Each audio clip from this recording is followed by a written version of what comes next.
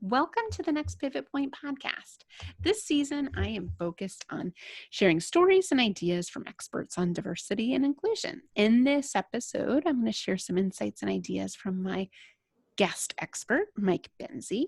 Together, we will leave you with some actionable tips to think about and discuss with your organization. We share this information because inclusive leadership is a journey. It requires bravery and courage, and you do not have to do it alone. At Next Pivot Point, I believe we are stronger together. We are one. So we're going to meet Mike. Mike has been a dear friend and ally of mine for many, many years, actually since my beginning days in starting my business, Next Pivot Point. He's been a wonderful ally. So I'm thrilled to have him with us.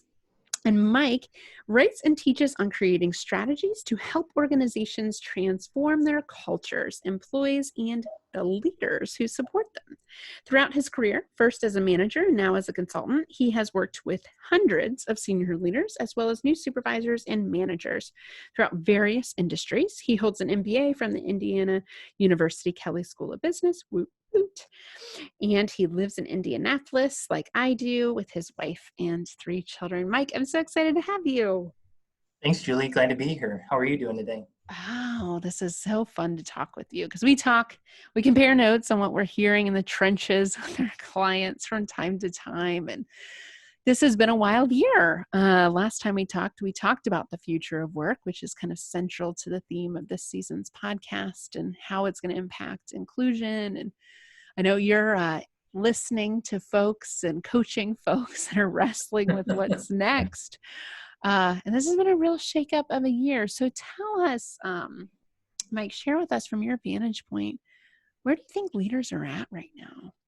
Oh, wow. I think you summed it up pretty well. I think leaders are kind of at that spot where, we've gone on long enough during this pandemic and Black Lives Matters and other just social issues that have come up along the way, and people are burnt out. I mean, I heard a big sigh as you kind of took a deep breath trying to sum up the year so far, and it feels like that from leaders for sure.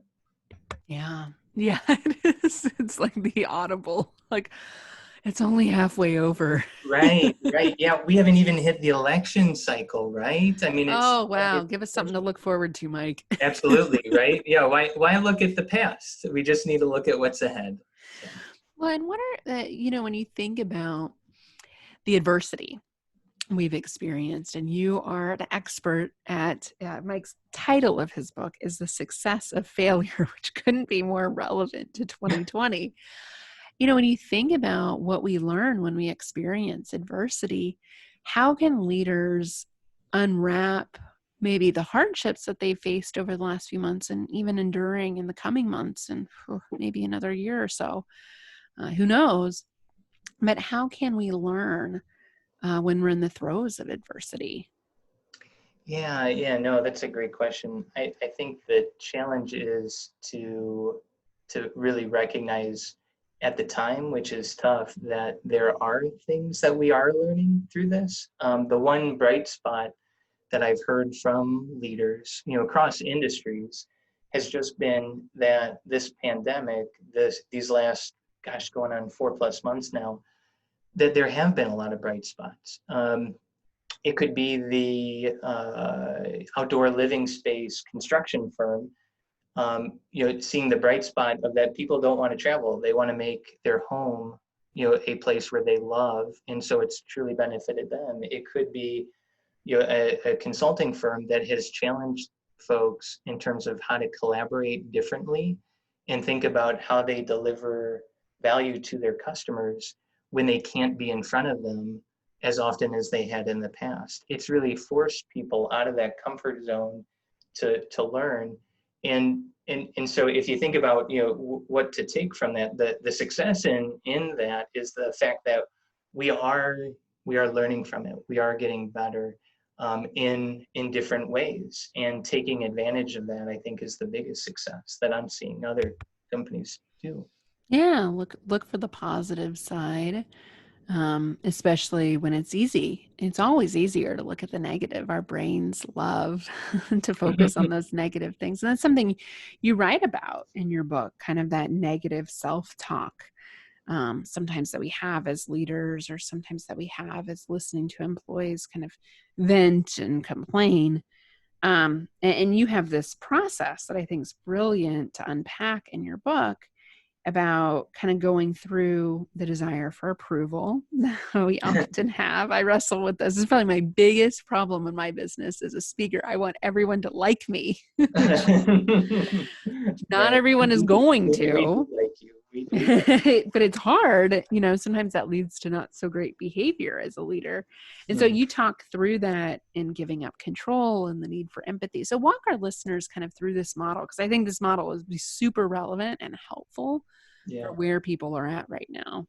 Well, yeah, and I'll even kind of try and tie it to, what I heard earlier on is just, in terms of, that the employee engagement side where I spent a lot of my time in terms of, what I've seen, if you think about when the pandemic hit, it was, I don't want to say it was fun, but you heard a lot of excitement, I think, in people like, right, wow, we get to talk more. I get to hear from my manager even more, right? Like Zoom was kind of cool for a while, and obviously 4 months of constant staring at a white light on your computer screen, it can only take you so far. But what leaders did, what I think, was kind of hit on the idea of, I don't have control of this, right? I'm recognizing that I'm not feeling great, and so if I'm not, I'm going to reach out to my people and make sure they're doing okay. And so you heard a lot of, you even saw this in data in terms of employee engagement actually went up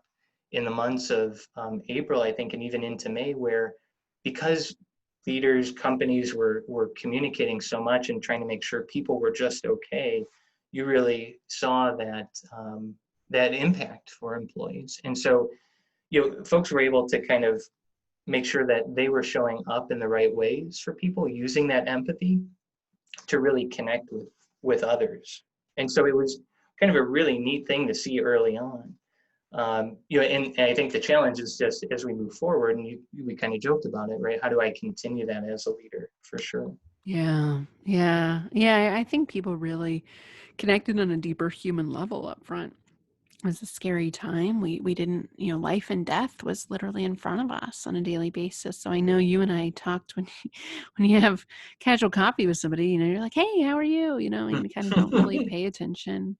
Yeah. And the conversations I was having early on was, wow, like, how are you? And Mhm. like just Right. a different tone. Yeah. And Yeah. then you think about the empathy fatigue and the compassion fatigue that can come after 4 months of heavy, heavy conversations, and then add Black Lives Matter to the mix of that. I think leaders are really feeling an exhaustion factor, like you said, of how do I keep this energy up? And I'm probably not taking the vacation that I was going to take. I'm not turning off my laptop at night. These not so great self-care behaviors also.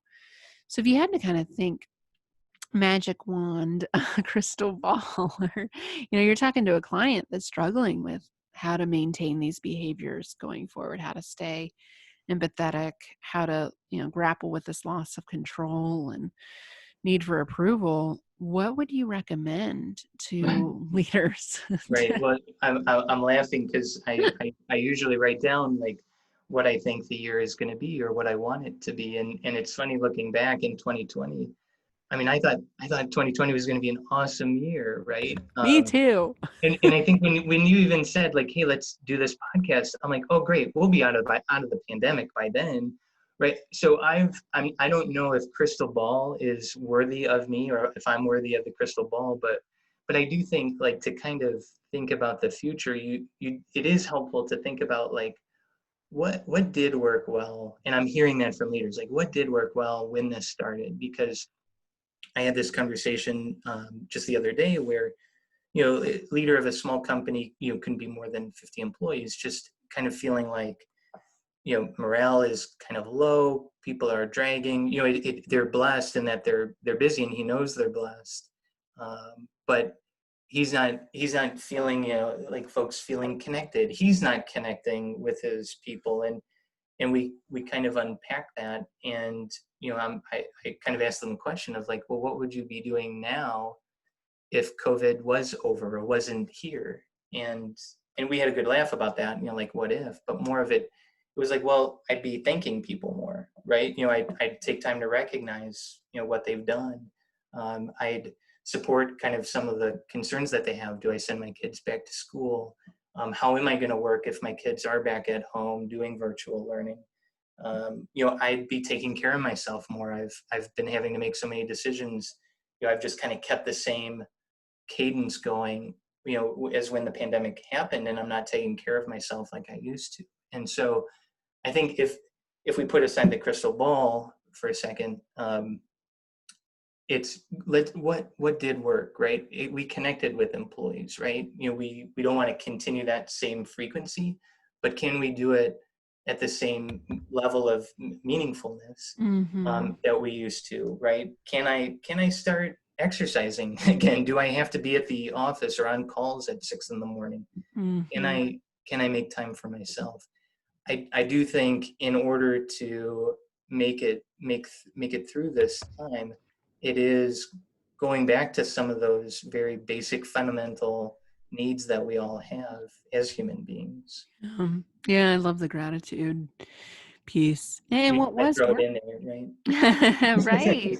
Right. Well, when you're practicing gratitude, you know this. You can't be angry. Those fear emotions are quieted in our brains. So it, Right, right. it really You, helps. you can, it is an option, I guess, to be angry at everything that's going on in the world. Um, Right. but like I talked to my kids, I said, hey, it's a real possibility you might have to do school from home again. And we just kind of hung on by our fingernails last semester. And how do we make it better? And it was really neat to kind of have that conversation. Middle schoolers, but still fun to Mm, think about, like, how do we make it a better experience? it's a great And question. yeah, yeah. Well, and So that's I hope that leaders are doing that as well. Of like, if we can't be back at work, if we do have to make tough decisions, how do we do that, right? yep. What does that look like for us? Yeah.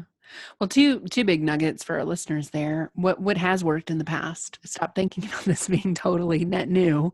Right, Um, and then also facilitate a discussion like you did with your kiddos. right, yeah, Ask your team yeah, what's working, what's not yeah, working. yeah. How No, can we be better? Because I'm yeah, getting the sense, and I think just calling it what it is, I'm getting the sense that we're exhausted. I'm getting the sense we're not as engaged. No, I'm not blaming anybody. I feel the same right, way. Like, what do we yeah. do? How can I help you? How can we be more supportive as a team? Yeah, well, you said it earlier. Yeah, human beings are looking for the negative. So, bring in those things. Hey, I feel exhausted. I'm Mm-hmm. tired. What are you feeling? Does that resonate with you? To Mm-hmm. generate some conversation about it, and not try to hide from it or force positivity where it Yeah, doesn't belong. right. This will all be over soon. I mean, I Right. think Yeah. Yeah. that's where you and I were last time we talked. Oh, a few more Mhm. months of this. Right. Yeah, that didn't work for us. So yeah, I need to try something different. No, and I mean the return to work, the return to normal is just no, like that's not happening. Right. Right. And that's really hard for people that like to be in control, that and in extroverts that really enjoy connection. Mm-hmm. Mm-hmm. I'm Yeah. finding in my own personal business of, one, I have a virtual assistant, so 1.25 people in my business. But I mean, what I'm finding is a lot of what you said, Mike, really resonates with me. I've limited my meeting times. There's no need, just because I'm home, I do not need to fill my calendar from 8 to 5 every day. Right. And it was interesting. Another coaching friend of mine said, "Why do you feel the need to do that?" I thought, I don't like that question. Usually when I don't like a question, I'm running from something. Yes. Yeah, for sure. And I just thought staying busy was the answer. And then I was exhausted and more frustrated. And I started cutting back 8:30 to 3:30, and I'm pretty firm about that. I mean, I'll do occasional trainings after that. And it's not that I don't work after that, but that's something that's helpful for me. Um, and something else that I've tried to listen to other leaders about is just being really intentional with the time I do spend, right? Looking at your calendar, reviewing your calendar for the week and thinking, am I being intentional with my time? Is this a call I really want to have? Is this somebody that I can really be helpful for? and showing up in that way with a genuine desire to help someone else from a deeper sense of purpose. And I think that's what we're seeing with people is they want to connect with a deeper sense of purpose in their work now more than ever.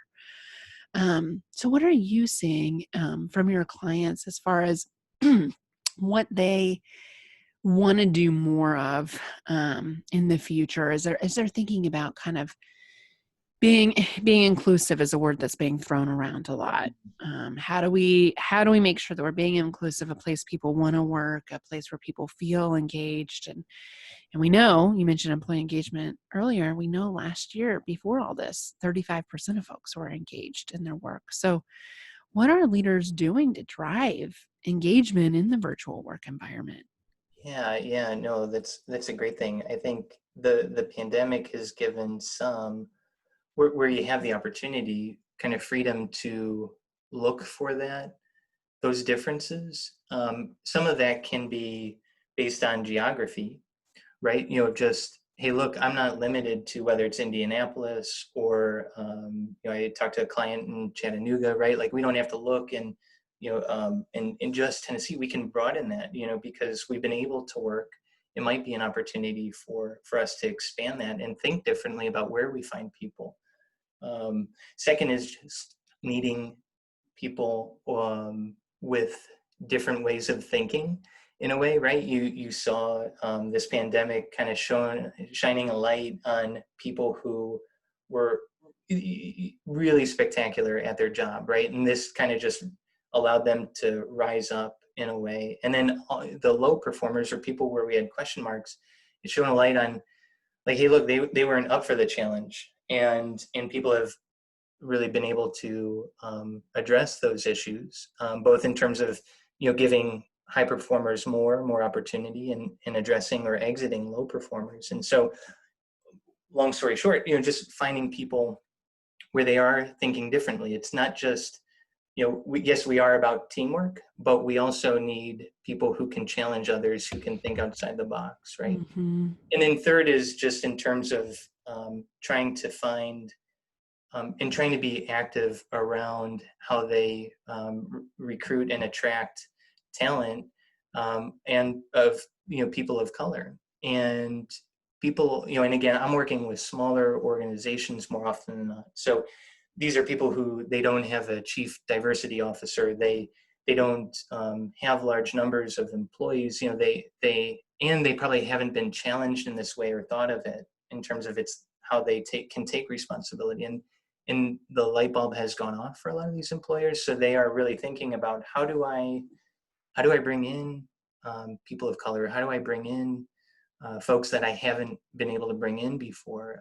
One client, they are hiring their first transgender employee for the first time, and they had never. It wasn't something that they were active in, but they got a recommendation, and now they're starting to open up to, wow, if we can bring that person in, what are some other differences that we can bring in? Can we be more open and inclusive in that? So it's really kind of freed people up to just be able to think differently about how they challenge themselves, instead of sending out a job description on Indeed, right? How do I bring in people differently than I have before?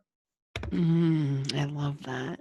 Well, and kudos to your client I know, for isn't that cool? Yeah, and they're in an industry where you just would not, you would have thought that would have never worked, but they're making it uh-huh. work, and they are committed to it, and That's it's cool. so cool to see. It's so cool. That's well, and the more that happens, the more it won't be as much work to do this. Yeah.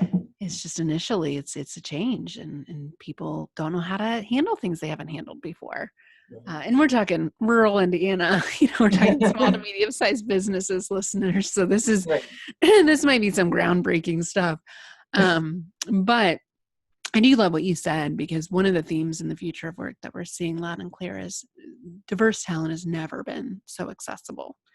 And for all the reasons you just said, other than essential work that has to be done face to face, and like manufacturing and healthcare, most work can be done virtually. I mean, we're seeing about 40% of jobs can be done virtually pretty seamlessly. Now, it brings with it its unique challenges. However, why not expand your pool of applicants beyond your geographic area and into the world, really? and talk about from an ethnic perspective, how much more richer an experience you could have by opening the doors to other people in other countries and other skill sets and other diverse experiences that could improve your customer experience. So I think that's really fun, and to see how you advertise job descriptions, like you said, like it's not just where you go, like Indeed and the monsters, wherever. You need to be more creative with where you market your jobs if you want to get more diverse talent too. So really, really fun stuff there, Mike. Well, tell me, you mentioned kind of everything that's going on racially. Of course, we're in an interesting time, and you're working sometimes with organizations that don't know where to start with this. What are you seeing on the diversity inclusion front as far as what conversations are people having about race, if they are? Yeah. Where do they want to go with it? And any recommendations you make to folks that just really don't know what to say or do right now? Yeah, yeah. Oh man, I feel like I'm the last person to give advice on it, but I love asking white men this, by the right? way. No, yeah, right. No, I can tell you, I get that question, and I feel like I am not qualified. I don't know. I'm trying to learn as well, but I think the people who have asked, it's been trying to just one kind of meet them where they're at, right? Where the client that I have who they just hired their first transgender employee, they haven't had to do that before. That is so foreign to them, right? And um, that is not, while yes, it would have been great if they had more diversity. That's where they're at, and so I've led a couple of board discussions for nonprofits around town, and one in particular, you look at their board of directors. I think 12 board of directors, let's say, you know, 10 white males, one minority male, one female. And I think they're adding a second female, right? So for them to kind of go from um, that to super diverse, 50% diversity, right? Is one heck of a mountain to move, but they're committed to making change, and so it's great. What do we need to do? So it's setting realistic goals, right? Yeah. Who do we know? Let's get involved in these conversations. Mm-hmm. Second, they're making it a priority from a strategic standpoint about how they pull in their population in terms of their customers and going into more diverse locations, right? And so part of it's looking at the makeup of the leadership team. Part of it's looking at, well, where do you spend your time as an organization? Are you trying to bring in diversity from a business standpoint, right? So almost creating space for those things to happen, and then being intentional about it, especially from an employee standpoint. um, you can't say that you're behind Black Lives Matter and have that type of leadership at the board level. You Yep. you have to be intentional about it, and that might mean that you're making it a very specific, intentional effort. You're measuring the progress. Mm-hmm. So focusing on those have been kind of themes that have come up I within. love that. Yeah. Well, those are tangible ways. I mean, look at your board representation, look at your leadership representation, and think we can do better. Almost every organization can. And how can you be intentional about diversifying that and setting goals for the future around that? Because people are going to be asking the question, especially if you released a statement and you made a commitment to that, you have to show action behind that. I think what we've learned from all of this is silence is not an option. Mm-hmm. And I'm a big fan of allies, as you know. And I really believe we need white men talking about this. And I loved when you shared in your newsletter recently, very openly with the community, about your own vulnerability about this, which you're so great at modeling that, which I think traditionally is very hard for white men to do. And I don't know what I don't know, but I'm committed to learning, and I'm committing to showing up in this space, and I'm committing to offering support and help. And that's really what we're asking our allies to do, is to speak up, to challenge the status quo, to be a part of positive change. It doesn't mean you have to, get on the airwaves and advertise things, Right, right. speak up about things you don't know about, right? Yeah. It's naturally very uncomfortable. But how can you lean into that vulnerability and embrace the things that you can help? I mean, you're helping with some of those conversations at the board level, the leadership level, how to educate and expand awareness amongst our employee population about these things. And that is meeting people where they're at. That is helping people from the place that they need the most support. So I appreciate you being an ally in this space. It's so important. Well, that means a lot, Julie. I just listen to you really well. So whatever you tell me to do, I will I will try to It take was part. such a beautiful newsletter. And for our listeners, perfect segue, as we're kind of wrapping up, ways to stay in touch with you. Because Mike does a great monthly newsletter that, just hits on the conversations he's having with C-suite leaders. And I love it. It's so candid. It's so real. It's his take on life. And he links to some really great articles to, continue to percolate his information. But how can our listeners stay in touch with you? Oh yeah, thanks, Julie. Well, I think the newsletter is probably number one, and it's at Mike Bensi, BENSI.com. I think it's a one click and enter in your email address, and that will be the only email you'll see from me every month. So I try not to do anything more than that. I'm on social. I don't think I do as well as some others, including you, Julie. But you can find me on LinkedIn and Twitter. I think my Twitter handle is at MJBensi. Um, and then, yeah, if things ever open up again, maybe you'll see me at a coffee shop again at some point. I have been known to find you at said coffee shops. I miss those run-ins for sure. Yeah. Now Zoom virtual coffees for Yes. now. Yes. And I'll add one more too. I mean, The Success of Failure, his book, so timely. I personally love it because it's a fable. And actually, Mike, that I wrote Lead Like an Ally, my latest book, Yeah. as a fable. And a lot of it was because of having read this book, because it was a real page turner. I remember you gave me one of the early release copies, I think electronically, and I read it in an airplane so quickly because it was a story. And I really identified with the character. Tony, it's just like you Yeah. see yourself in the character and it's so relevant.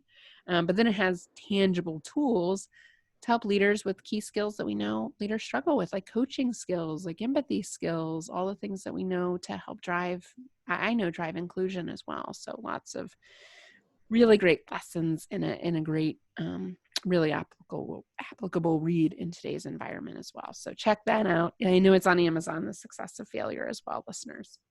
Thank you, Julie. Yes. Yes. Thank you.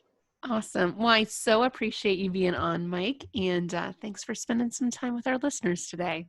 You bet. Thanks for doing this. This was a blast, Julie. Thank you so much for listening to this episode. Who do you know that needs to hear this message? Simply hit the share button, connect with me on LinkedIn. You can search there, Julie Kratz, Kratz. You can find us and share this episode anywhere you get podcasts. Every review helps others find it. I post this podcast because I believe we are stronger together. We are one.